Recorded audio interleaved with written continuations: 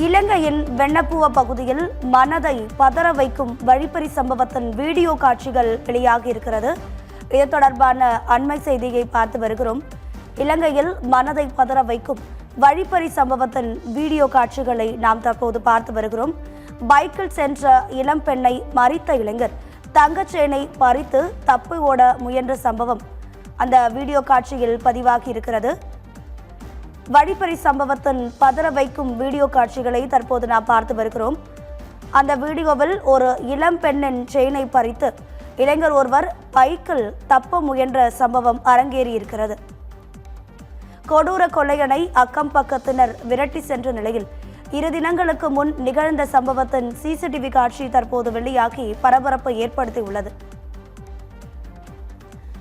அந்த பதற வைக்கும் வீடியோ காட்சிகளை தற்போது பார்க்கலாம்.